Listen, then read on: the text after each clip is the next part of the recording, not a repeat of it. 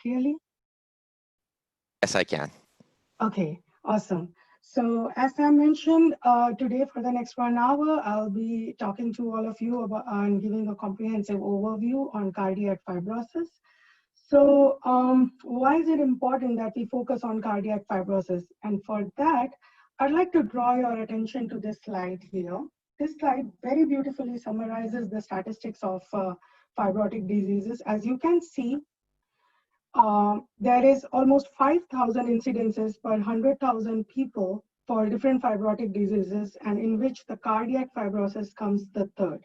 And if you focus on this picture here, every one person in like 60 people has a cardiac fibrosis disease because of any of these dysfunctions. What is not given here is the part that cardiac fibrosis alone can cost more than $200 billion for medically. And that basically tells us there is a whole economic and clinical burden that is caused by just cardiac fibrosis. And imagine how it would be with other fibrotic diseases combined. And that is why it is important to understand and figure out how we can whether repair or reverse cardiac fibrosis. And that is why the research in this field has gone up so much in the last 20 years. As you can see here, all the way from 1965 to 2015, there is a steep increase in the literature for cardiac fibrosis, and it crosses 100,000 right here itself. Initially, this research used to be focused on looking at the histology, the anatomy, and then later on it focused more on the signaling pathways of cardiac fibrosis. And now lately, it is more targeted towards how to repair, reverse, what are some therapies that would be used for it. So let's go back and rewind a little bit and understand what is cardiac fibrosis. So in a very, very simple term, if I put it, it's a pathological remodeling of the extracellular matrix that leads to abnormalities in the matrix composition and quality, and which is caused by these myocardial diseases that are listed here. This picture here is the most simplest way to explain this process. There is stress, there's injury that leads to signaling, which initiates the fibroblast differentiation into a myofibroblast, and that leads to secretion of ECM, and that causes fibrosis. This is actually a protective mechanism. It's a healing mechanism for the injury or the stress that is caused to the heart. But when this goes out of control, that's when the organ dysfunction happens, because either increased wall stiffness or decreased myocardial compliance, which leads to cardiac dysfunction. And there are three different types of this cardiac fibrosis in the field. So the first one being the reactive interstitial fibrosis, which is the diffused distribution of the fibrosis within the interstitium and perivascular region. This is mostly seen in hypertension and diabetes patients. This one is of a progressive onset. So there is still an interest in the field to see if we can repair it, because it's still progressing and it's not the irreversible one. It precedes the irreversible fibrosis.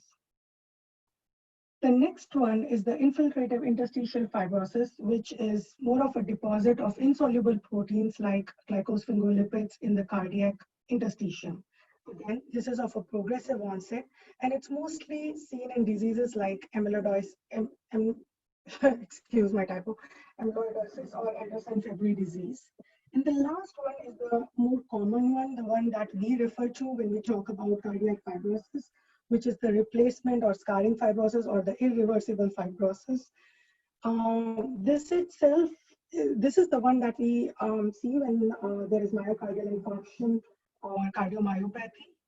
But that is more of a localized distribution of fibrosis. Then there is also a category within this, which is the diffused distribution, which is seen mostly in chronic renal insufficiencies or toxic cardiomyopathies or other inflammatory diseases. But this one, the point to note. Excuse me, Dr. Rahmani. Is it possible for you to speak a little closer to the mic? We're having a few people who seem to can't hear the sound too well. Sure. Is it better now? Yes, thank you. Okay. So yeah, thanks for mentioning that. Okay, so I was mentioning that this is the more irreversible fibrosis. And what happens is that we know so much about cardiac fibrosis, but this is a difficult or a complicated field. And the reason for that is multiple elements come together for this process to make it happen. And I'm going to discuss a couple of those elements in the next coming up slides. The first one being the fibroblast. We all know the fibroblast or the myofibroblast plays a central role in cardiac homeostasis. And till date, what was known was that, okay, there is an injury, the fibroblast converts into a myofibroblast, and there are multiple sources. But with more intensive investigation going on in this field, more information is coming out. There is more research work that tells that fibroblast's role is more than just secreting the ECM. It's always also involved in intracellular signaling. It's also involved in mechanotransduction by communicating with connexin 43 gap junction proteins and hemi channels. And with that intensive investigation, one other interesting thing that came out was the phenotypic plasticity of the fibroblast. So this is a picture from one of the previous reviews that I authored with Dr. Lindsay back in my instructor days.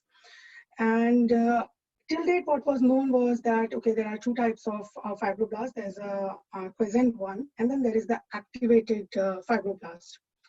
But now it is known that there are intermediate transient phenotypes, and initially, and like, for example, if we take myocardial infarction as an example disease, then initially it's in a quiescent stage where it is basically maintaining the homeostasis.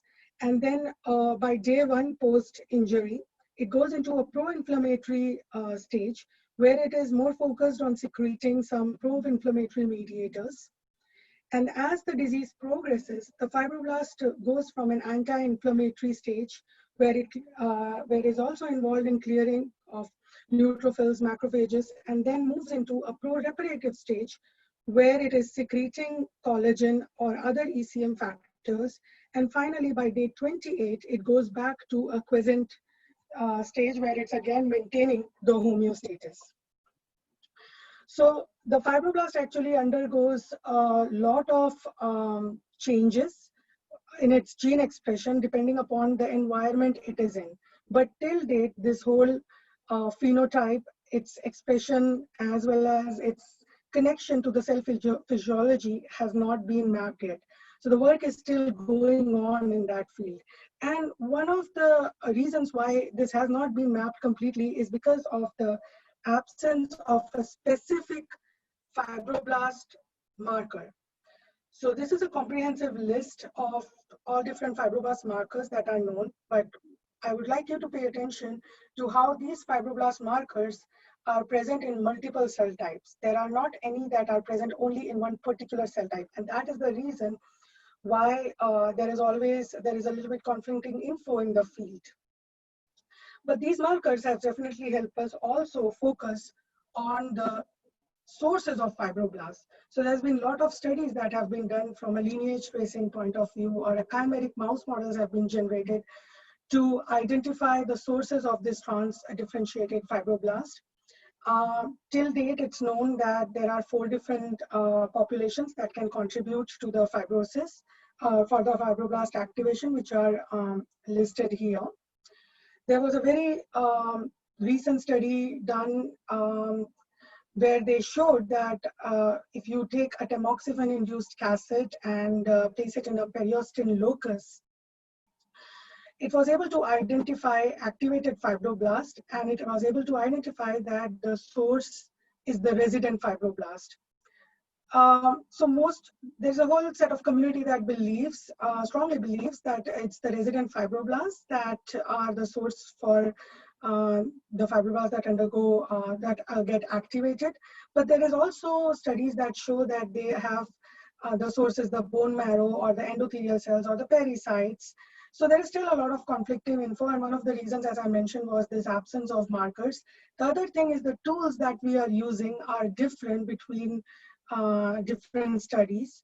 And one thing that I want to bring your focus to is all this is being done in a rodent model. We still need to see how this will work in a human model. There's not that many studies that have, if at all, have been done to see what the source of fibroblast is in a patient. But overall, there has been a lot of work going on in this field, but still this origin and activation of myofibroblast, even after having so many landmark studies, it's still a puzzle that still needs to get solved. So that is one of the elements. Then the other one that want to come up is that after the myofibroblast differentiates, what it does is secrete ECM. When we say ECM, this is basically a highly durable, mechanically stable fiber that acts as a scaffold for the cells. When we say ECM, for us, the first thing that comes to our mind is collagen. And yes, collagen in a human cardiac muscle. That makes up 85%, collagen type 1 makes up 85% of that ECM. And then there is a collagen type 3, which we all know makes up about 11%. But that's not all. ECM also contains other glycoproteins and proteoglycans, and aminoglycans, which also play a role both from a structural and a non-structural or functional point of view. So when we think of a scar, we need to think about not just collagen, but the overall composition and quality of the scar. And the other thing that brings me to from the ECM is that balance of the scar, like what makes a scar good such that some patients do not have a second MI, but then there are some patients who get recurrent MI. How does that define the scar quality? And one factor that plays a role in maintaining that balance are the MMPs, because MMPs are involved in ECM degradation. If there is a lot of MMP activity, then we have a wall thinning, which can cause LV aneurysm or rupture, left ventricular aneurysm or rupture. But however, if that is not balanced well and there is too much ECM, then that can cause congestive heart failure. So MMPs play a very important role in maintaining that balance of, or the quality of the scar. What makes it more complicated is that already there are more than 20 MMPs and each of them play more than one role. So when I was an instructor with Dr. Lindsay back in University of Mississippi Medical Center or Cardiovascular Proteomics Center, we did extensive amount of work in the field of MMP9 and MMP12 from inflammation and fibrosis point of view. At that time, when we were working with MMP12, the idea was that these are well known as macrophage metalloelastase, that they are secreted from the macrophages and they have an anti-inflammatory role. And we were able to find that they are even secreted from neutrophils and they actually have some pro-inflammatory role too.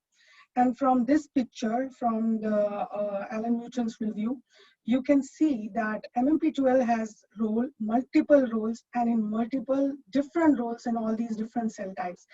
That just makes it more complicated or interesting to study that how are these MMPs regulating the overall ECM composition through these different cell types.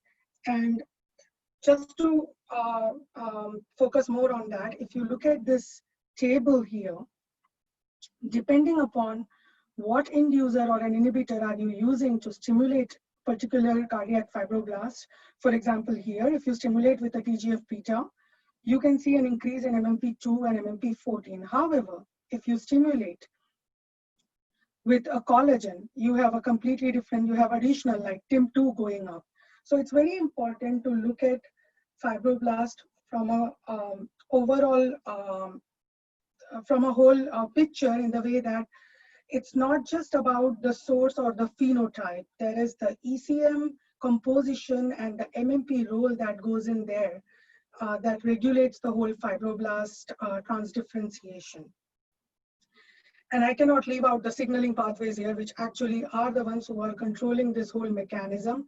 And they are of a lot of intense scientific interest right now, because they may just hold the keys for possible targets for the field to repair or reverse the cardiac fibrosis. So I have got a couple signaling pathways that I'll discuss in the next few slides. They are not all, because it's not possible to discuss all of them in 1 hour. They may, and the amount of work that has been done in this field, you can take each signaling pathway and talk about them for a whole hour. That's the extent of work that is going on. So the first one, of course, is TGF-beta. This is like the mother of all cardiac fibrosis pathway. It has to come up when we talk about fibrosis signaling pathways. We all know it is a SMAD. There are two different ones, canonical, non-canonical, SMAD dependent or SMAD independent, the other names for them. What I want to focus here is on these two proteins here. So lately, the studies that have been done in the field, it has emerged that the SMAD independent pathway is the more dominant pathway when it comes to regulating cardiac fibrosis. Recent studies showed that these two particular proteins play a role in cardiac fibrosis. This is a TGF-beta activation kinase, and overexpression of this in a mice model showed increased hypertrophy and increased cardiac dysfunction, suggesting that this may be a target for regulating fibrosis. And the other one is this P38. Inhibition of P38 in a trial called Solstice, it was shown that the patients actually had less adverse events. So these two seem to be lately of interest, and these are from very recent paper. The next pathway is the Wnt signaling pathway. Just like TGF-beta, it has multiple different forms. There is the canonical, and then there is the calcium-dependent pathway. There's a lot of interest in this pathway lately, and as we can see, there are already some inhibitors in this path for this pathway. There is a UM206, which can inhibit all three pathways, or there are these inhibitors here, which can directly inhibit the Wnt protein itself. This particular one, the CGX1321, has also been implicated in liver fibrosis. So this is another pathway that is of interest. And one interesting thing is that it's known that Wnt signaling can regulate the TGF-beta pathway too. So see how things get more complicated here. This pathway I read because it's a very, very recent study. It's a 2020 paper, and I found it interesting because there is some really elegant mice model studies that have been done in this particular paper, where they showed that when there is injury, the hippo pathway turns off, leading to the nuclear translocation of YAPTAZ protein, which go and bind to the TET domain, leading to activation of myofibroblast and also expression of pro-inflammatory factors.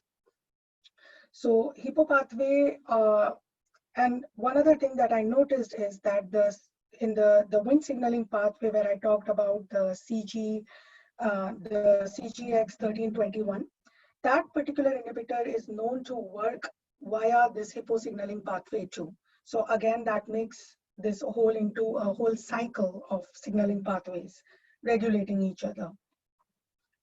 And the last one that I have here is the transient receptor potential channels. These are also this is also a signaling pathway that is of upcoming interest. What happens is when there is injury or mechanical stress, there is an increase in intracellular calcium, which leads to activation of collagen, smooth muscle actin, and TGF-beta, and that leads to extracellular matrix synthesis and fibrosis. There are a lot of isoforms of this pathway, and the TRPC1, 3, and 6 are of a lot of current interest for their role in cardiac fibrosis. But again, there are two things to consider here. First of all, this is of interest because you can see that it is very nicely connected with the TGF-beta pathway, endothelin pathway, angiotensin pathways, which are the renin-angiotensin that I've not discussed here. But also these are calcium channels. They are all over. They are not, there's a possible pleiotropic effect, or there could be something like you inhibit it and you can inhibit all. But there are no clinical trials that are going on as of now for this particular to target this signaling pathway, but there's a lot of study that shows that they do have a role in cardiac fibrosis. So as I mentioned, there are a lot of different pathways. I haven't covered endothelial ones, cyclic AMP or renin-angiotensin pathway, but when we think about all these pathways, what we need to think about of them is from a whole perspective, not just what is the input or what is the output. So this was one module that we put together So we have to think like, what is the, not just the input or the output, but what is that cell physiology that we are targeting, or what is the remodeling phenotype we are targeting, to get an overall picture of how this whole signaling pathway comes together with the MMPs and the fibroblast activation to regulate the cardiac fibrosis. So until now, I have discussed with you cardiac fibrosis, the signaling pathway that regulate it, and told you how complicated the whole field is. But yes, but for so many years of research that has been going on, there is a lot of progress in the field, especially in the area of diagnostic tools and therapies. And so in the next couple of slides, I'm going to focus on those areas. The first one is these diagnostic tools. So I've not listed all the tools here, but these are the major ones that are popular. The first one being the invasive method by endomyocardial biopsy. Most of us know about this. You basically have a tissue, you isolate the tissue and stain it with a Mason trichome or a Picocereus red stain. So back in my when I was working with MMPs, we used to generate this mice model of MI, myocardial infarction, by permanently occluding the coronary artery. And we used to use the Cintiqa's surgery platform, and I can say this, that is the best platform that I have used till date. I mean, the body temperature, the ECG measurement that it does, I haven't found anything better than that. And I really love that surgery platform. So we used to isolate these hearts and then stain them with PSR. You can see the image here, that when you inhibit MMP9 at J7 post-MI, you can see reduced collagen. So using endomyocardial biopsy is one of the gold platform, I would say. But then, as I mentioned, it's invasive. You cannot easily distinguish the regional fibrosis in this method. So there is, and also this is a semi-quantitative or a qualitative platform. So it's good if we can combine it with something else. So the next tool that mostly people use is the non-invasive method, which is to measure the biochemical assays or the biomarkers, which have to satisfy all these criteria of biomarker here. But the most important being the one where it has to associate with the structural parameter of fibrosis. So there was a study where there are about 28 entities that could be used as fibrosis marker, and out of which only 2 stood out, which are the procollagen type 3 or type 1 N or C terminal propeptide. And this data here basically shows that these patients who have higher concentration of this peptide have a higher chance of mortality, or are at higher risk. This study was done in African American patients. And similarly, there are other biomarkers also which are used but not as popular. One is the TIMP1 and MMP1 ratio. As we can see here also, people with higher TIMP1 MMP1 ratio have higher chance of getting the cardiovascular events. But the thing with TIMP1 and MMP1 is that this fibrosis is a dynamic process, and these concentrations keep changing. So that is one issue when we come to these as the biomarker. In some labs, as you all know, we also use collagen 1 and 3 ratio. But overall, there is still studies needed to be done to find that one biomarker which is, like we could say, satisfy all those criteria and is perfect. The next one is echocardiography. Echocardiography, of course, doesn't directly measure fibrosis, but as I mentioned, the fibrosis measurement is a qualitative or a semi-quantitative method, and it's really nice to have something to confirm it. We can see Cintiqa also has a platform for that. And in this picture, what it shows is that the cardiac function very nicely correlates with the fibrosis. We can see with the decrease in ejection fraction, which is a measure of cardiac dysfunction, there is increased fibrosis. Similarly, with an increased strain, which is caused due to fibrosis, it correlates very nicely with fibrosis. So echocardiography is a very nice technique or a tool to combine. It's non-invasive, and it can be nicely combined with an invasive method like biopsy, or the next one that I'm going to show, the MRI, to confirm the myocardial dysfunction in patients or in animal models. So as I mentioned, the next one is the magnetic resonance imaging, or it's also called the LGE by abbreviation, and it's another standard platform or a gold platform that is used, and it's used extensively in the clinics. But discussing about it is going to be an extensive discussion, because there's a lot of work that has been done over the past years to improve this technique more and more. But what I wanted to bring to everybody's focus was, if you look at these images, these are three different disease hearts. The first one is a myocardial infarcted heart. The second is an amyloidosis heart. And the third is a cardiomyopathy. And when you stain them with this contrast agent, the LGE, and map it, you can clearly see the difference in the T1 mapping. So this particular technique is very reproducible. People do, there is a lot of confidence when it's an absolute measurement, very clearly distinguishes between different fibroses, but it's an arbitrary scale on which this contrast is measured on. And so one study is very different from another study. So there is still improvement going on in this field, but LGE is used very extensively to study, detect fibrosis. The last one I want to discuss is the Doppler flow velocity.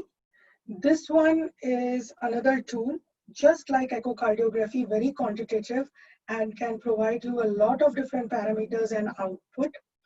Cintiq has a really good platform that I have used for doing the Doppler flow velocity back at Mississippi. And it's hard to discuss all the parameters that it can provide. But what I want to show you here is that one of the measurements that Doppler flow velocity can do for us is the E by E prime ratio, which is the measure of diastolic dysfunction. And we can see that as this diastolic dysfunction is increasing, there is an increase in the LG values, which is basically telling more fibrosis, more diastolic dysfunction. So it correlates very well with the semi-quantitative or the qualitative techniques. And if you want to learn more about it, I just posted this screenshot of the webinar here. It gives a very nice detail about how this technique is done and how it can be used to do the cardiac dysfunction measurements. And those are some of the tools that I wanted to discuss with you all. And that brings us to the next audience poll. Over to you. Thank you, Dr. Rugmani. Just briefly wanted to get more information about your research. And if you do have an animal model, which animal model do you guys use? Perhaps some of you guys are doing clinical research, so perhaps you may want to do the clinical option if you are doing mouse models or rat models. You also have different types of small animals, large animals, or other animal models. I will give just a brief, a little bit more time to let Dr. Iyer get a drink of water, and we will bring her back in about 10 seconds.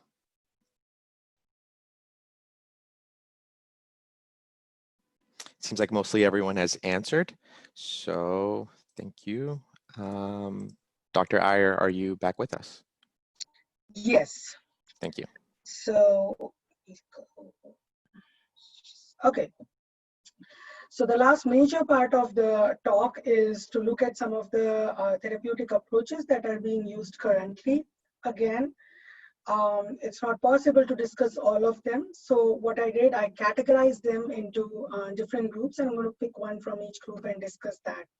The first one being the pamrevlumab, which is an FG3019. This is a human monoclonal antibody against TTGF developed by Fibrogen. This antibody has been used to target muscle dystrophy patients, pulmonary fibrosis patients, and pancreatic cancer. But what was interesting about this study when I was reading through it was that the patients have shown improvement in ejection fraction, which I said was the measure of cardiac dysfunction, and they also saw a reduction in cardiac fibrosis, which basically indicates that maybe targeting CTGF for cardiac fibrosis be a good idea. This graph basically shows the connection between the cardiac dysfunction and the fibrosis. As we can see, with the decrease in ejection fraction, there is increase in fibrosis as seen by the LGE score here. The next one is miRNA, and I'm picking up miRNA 21 as an example. There are a lot of papers, there are a lot of research that has been going on in the field, and we now know how miRNA are very good regulators of cardiac dysfunction. And this data here basically shows that in a MIL-21 deficient mice, we can see that the ejection fraction goes down drastically. There are other cardiac functions also that get affected. Here we can see a decrease in fractional shortening, and also there is an increase in scar area.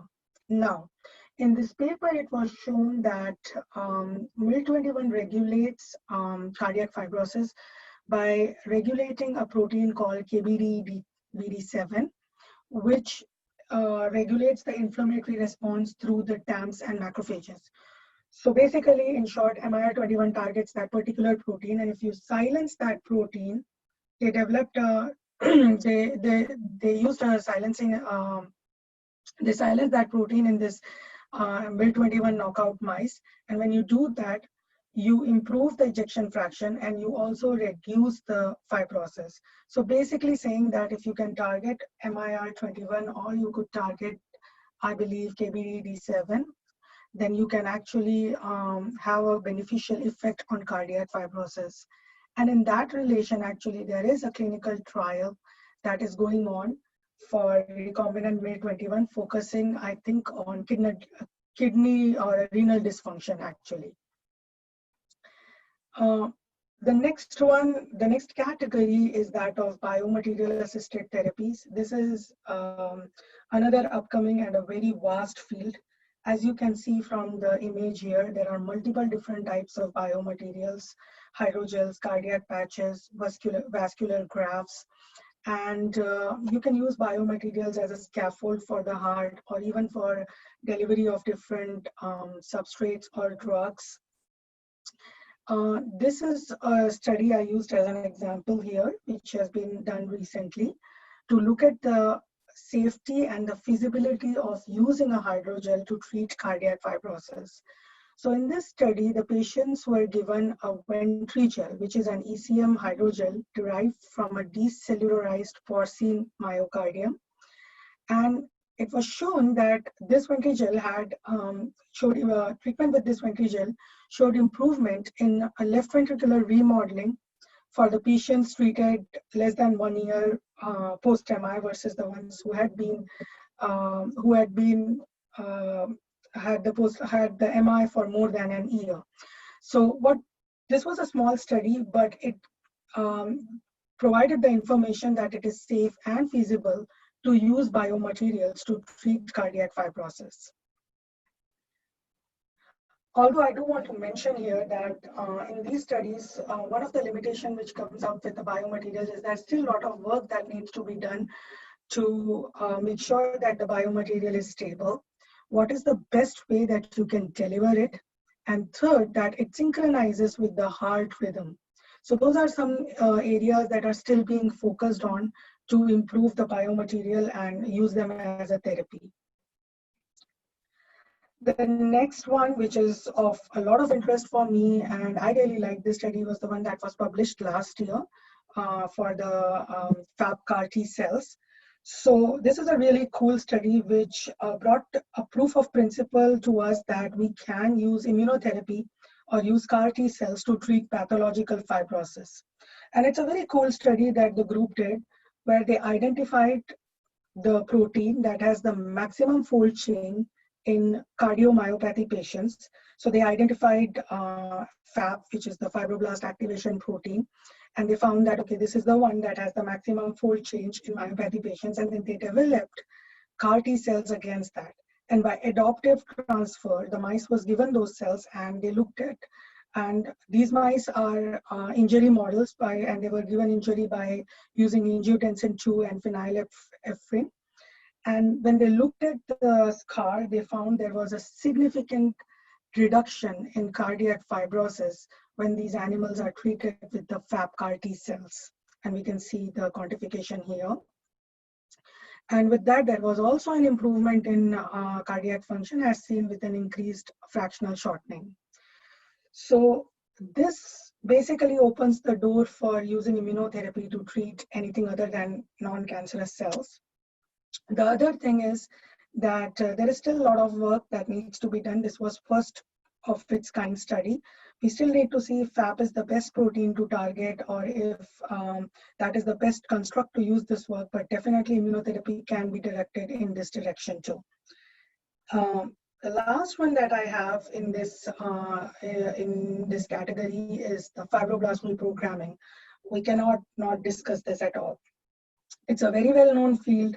Most of us know about the GMT cocktail that is used along with HAN2 to convert or reprogram the fibroblast into a cardiomyocyte, and it has shown a lot of improvement in cardiac function. But one of the limitations in that field was that the viruses that are used for doing this study, like lentivirus, adenovirus, they can lead to insertional mutagenesis or toxicity. So this group actually came up with this technique where they used Sendai vectors to reprogram the cells from fibroblast to myocyte. The Sendai vectors are non-pathogenic and non-insertional. So that takes away the problem of insertional mutagenesis. And treating with an SEV GMT cocktail actually makes more improvement in ejection fraction, as we can see here, and also reduces the collagen area to a very large extent in these mice model. So there are two things that we get from this. One is this new kind of therapy that could be used. And the second, maybe we have a very good drug delivery model in hand by using the Sendai vectors. So those are some of the areas that recent research has focused on and has a potential to be good therapy. And in the last slide, I want to leave you guys with some questions. Being working in the field of cardiac fibrosis for almost a decade now, there are some questions that always come across in my mind, and I wanted to share those with you guys and would like to know your thoughts about it. The first one being is, when we talk about fibroblast, is that the only relevant source for secreting collagen and ECM in the heart? And what is the whole circle that happens when the fibroblast moves into a myofibroblast? So what is that whole circuitry? From the point of scar, the next question that I have is, are all the scars created equal? Are they similar? So the patient who gets recurrent MI or to the patient who does not survive even one MI, are the scars similar? Is the composition similar there? Is there something that can be done to repair or reverse that? And from a signaling pathway, is there one pathway that regulates all? Is there one pathway? Because all these pathways are so interconnected with each other. When signal is connected to the hippo signaling, to connected to the TGF-beta signaling, can we regulate one pathway and regulate all of them together? And can that have effect on just one organ like heart and not have an adverse event? And if that's so, how is this different from a kidney fibrosis or a liver fibrosis for that matter, when it comes to regulation by signaling pathway? The next one in the diagnostic tools, and I'm a very firm believer of the fact that whatever data that we get today, it's limited, or the rate limiting step for the data are the tools that are available. The questions that we are asking today would have been asked by other scientists 10 years, 20 years back too. But some of those questions have been answered today for the only reason that we have these tools in hand. We have tools like a Doppler flow velocity or a echocardiography, or there is a continuous improvement in LGE, for that matter, a Sendai virus or an immunotherapy that can be done These things help us take the field forward. So we need to continue focusing on developing these new tools and techniques that can help us. And the last but not the least, when we look at targets, is there really, this is like the ongoing burning question that we all have, which is that one target that can work without any adverse events and can have the maximum impact on the cardiac fibrosis, can reverse it or repair it. What I did not cover in this presentation is the role of inflammation in fibroblast activation, and it's a very important area that we need to consider when we think about cardiac fibrosis. I truly believe in all these years of my experience with cardiovascular field that in most of the fibrosis cases, inflammation precedes it. So it's sort of like the door to fibrosis, and it may hold the key to reverse or repair it, the cardiac fibrosis. So we need to understand the cardiac fibrosis with taking the inflammation role along with it, because that actually directs and regulates the environment in which the fibroblast starts forming the scar. And the last slide, really the last slide, is this one where this is a picture that is modified from a review we published back in 2014. There we were focusing on 1 MMP, but this is what the idea is. In today's state, we need to make use of all that big data that is available out there. There's a lot of information that's available out there that can be put together to identify the upstream and the downstream mediators of these targets, and use that information to develop these in vitro, in vivo models with interventions. And when we have those in-house information, that missing information, we need to combine all this together and get our computational scientists together to stimulate this information to make a knowledge map of the particular target that can then be used for a synthesis of the drug or for clinical application. So the whole point is we need to get together all groups, all the information from different areas, not just a mouse model or an in vitro study or just a computational simulation. Everything needs to come together for us to be able to figure out how we can find that one target or a combination of target that can repair or reverse the cardiac fibrosis. So that was my last slide. That brings us to the last audience poll of the session. Well, thank you, Dr. Iyer, for that wonderful presentation. So we're going to run one last poll, and we're going to give Dr. Iyer a chance to look at all the questions that were incoming. And I encourage everyone to continue to ask as many questions, and we'll have about 13 minutes to answer as many questions as possible. So the poll question, the last poll question is, which of the mentioned diagnostic tools are you interested in learning more information about? So we have echocardiography, cardiac MRI, the rodent surgical monitoring platform, the Doppler flow velocity system, or the other diagnostic tools that were mentioned. So we're going to just give another 15 seconds, and we're going to give Dr. Iyer a chance to look at the questions that were asked. And again, I encourage you guys to ask him more questions. Okay, so I'm going to end this poll, and I'm going to bring Dr. Iyer. Dr. Iyer, any questions that stood out to you? Yeah, I'm still reading through them. So let's go, probably I'll go one by one. So I have this question here: can fibrosis resolve naturally? If so, which pathways and cells are involved? It depends. So like if you look at the wound healing, if it's a small wound, yes, it resolves naturally and you don't have any issues there. But then if you look at other diseases like renal dysfunctions or heart cardiac fibrosis, no, it doesn't resolve naturally in that case. So we would have to study more in the wound healing area to understand or compare the responders. So there was the idea would be to compare patients who have better wound healing, see what are the pathways that dominate there, and then compare that with the cardiac fibrosis. So that is something that would have been done, but otherwise in cardiac fibrosis, it doesn't resolve naturally. Do the various cell types differentiate into fibroblasts, utilize the same pathway? So the other question is, do the various cell type differentiate into fibroblasts, utilize the same pathway? No. There are some in which TGF-beta is more dominant, but there are others where Wnt signaling works. So this is something that is also, again, an unresolved question. What sorry, I'm still scrolling to what stimulates the MMP expression, and does the response depend on the source of fibroblast? Yes, it does depend upon the source of fibroblast, as I showed in one of those slides, depending upon what, there are multiple different stimulators. You can, TGF-beta can stimulate it, interferon gamma can stimulate it, LPS can stimulate MMP expression. It depends upon what MMPs do get activated depending upon that particular stimulated and the cell type. Any evidence? Yes. So there is a question that says, any evidence that DAMP signaling can trigger this cascade? If you can let me know what that cascade is that you're referring to, I can answer that question.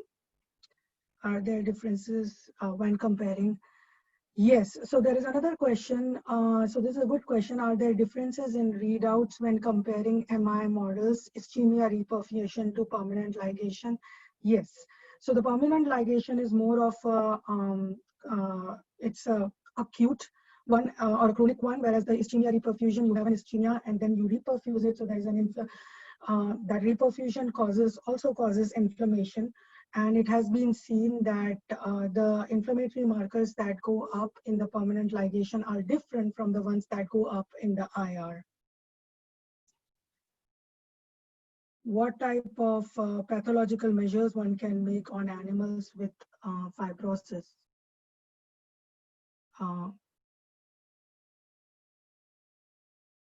So you can look at the echocardiography because you can look at the cardiac dysfunction, ejection fractions. You can also look at the Doppler flow velocity. Those can give you the E by E prime values. Is that, did that answer your question, Selva? I have a question. Cytokine stimulation would give a down regulation rather than an up regulation. Would there be if they do to check the signaling pathway? Question regarding MMP2. Do you have an experience where so there is another question regarding MMP2. If cytokine stimulation can give a down regulation rather than an up regulation, depends upon what cytokine you are using and how it is regulating. Would there be an explanation if we were to check the signaling pathway? Yes, it will definitely depend upon what cell type you are looking at. To a certain extent, it also depends upon what disease model it is. If it's a myocardial infarction model, or if it's like a pressure overload model, it depends upon those pathways too.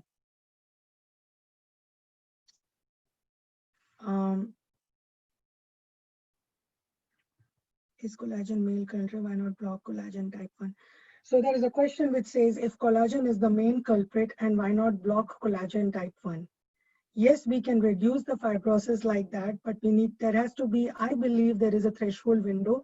If you reduce the fibrosis a lot, for example, in a myocardial infarction model, if you reduce it a lot and if there is no scar formation, then that will affect the cardiac function. There may be a wall thinning which can lead to rupture.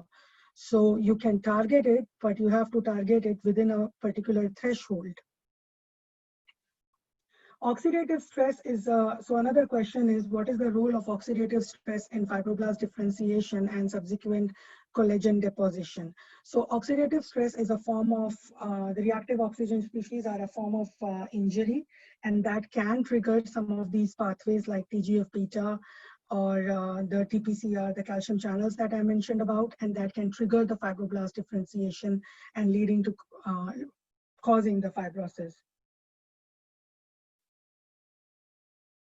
Gene silencing ticks. So another question is about the potential of microRNA being used in clinical trials. I came across one where MIL21 is being used for a kidney disease trial. I forget the name of the disease. And there is a lot of discussion in the field about if using mRNA is a good therapeutic target. There's a group of people who believe, yes, there is potential because it may be upstream of fibroblast transdifferentiation. But then there are also groups that believe that it could be a non-specific target. It may not be possible to achieve the specificity with it. So it's a debatable topic. The other question is, how do you look at cell cycle signaling pathways as a therapeutic intervention in humans? So yes, cell cycle signaling pathways do hold the key for the target, but as you mentioned, actually you mentioned here that these are not specific. Yes, they are not specific, TGF-beta, Wnt or Hippo pathway, but we'll have to find, so for example, if you pick up periostin, this is one protein that is present only in the activated fibroblast. Similarly, there are some other which are cardiac-specific proteins. So you'll have to find within that signaling pathway some targets which are cardiac-specific if you're focusing. So that would be one way to go for it.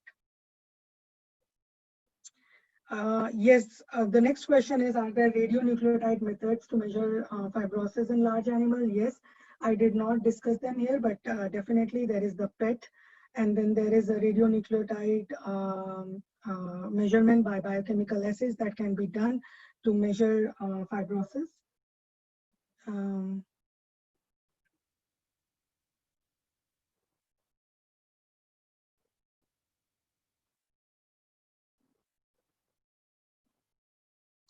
Another question is the Pamrev, the FG2016 fibrogen antibody, can it be used for liver or renal fibrosis? There's no, I have not come across data that shows that. Depends, we have to see.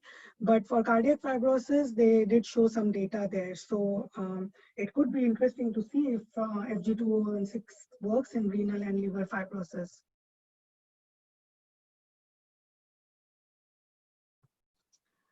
The next question is, are there funding sources for translational work with industry? There are some grants. I can get back to you on the name of those ones, which some companies open up. Sometimes in between, we need to keep a track of that, but I can get back to you on that. The next question is, how important are macrophages in activating? Oh, they are extremely important. And here I would like to bring up one observation that we made. So for the MMP12 study, macrophages are the one that secrete a lot of MMP12, and that there was a small pilot study we did wherein we treated with an MMP12 inhibitor at 2 different time points. One was right after the MI, and the other one was 3 days later the MI. And we could see that when you treat a little later, like 3 days later post-MI, the heart used to dilate a lot, almost like a football. So that basically tells that was a very, very strong inflammatory response that was leading to wall thinning, and there was not enough fibroblast activation to regulate that. However, if you treat it early on, you're inhibiting the pro-inflammatory phenotype. You had the macrophages coming in very early on when you inhibit right after MI, and you can see that the survival was comparatively better than that, better than when you treat at day 3.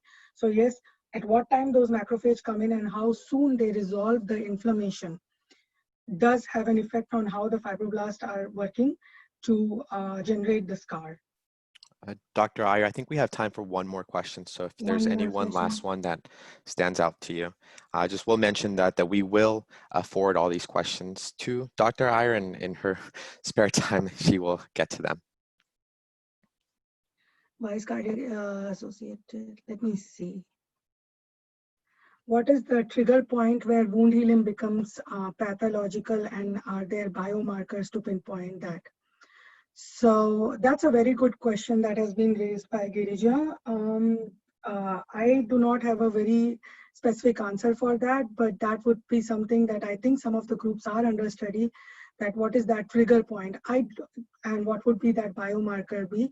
But I would do say at a point where the inflammation gets resolved faster and fibroblast come in, that point, at that particular phenotype, at that stage, whatever proteins are upregulated, if we can find that information, then that would be the point to focus on. So everybody, thank you once again for all these questions. And as Sam mentioned, I'll get back to you all with the answers. Okay, thank you, Dr. Iyer, for all that, for all the answers and for your presentation. We've reached the 1 hour mark for our session today, and we want to be respectful of everyone's time. So we are going to wrap things up. As mentioned at the start of our webinar, we will be sure to answer all outstanding questions privately with anyone waiting for response, and we'll publish a written transcript of all questions and answers from our Q&A session. I'd like to thank Dr. Iyer again for her presentation and her incredible informative information. I'm hopeful that you guys all walk away satisfied that we met your learning objectives today by highlighting the current scenario of cardiac fibrosis research, understanding of available technologies, current progress, and challenges in the cardiac fibrosis research.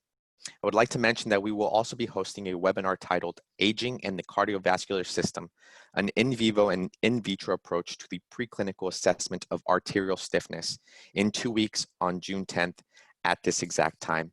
If you're interested in learning more about this or any of our upcoming webinars, please visit our webinar section at Cintiqa.com. Thank you guys again for taking the time out of your day to attend our session. We look forward to seeing you at future Cintiqa instrumentation events. Everyone, have a great day.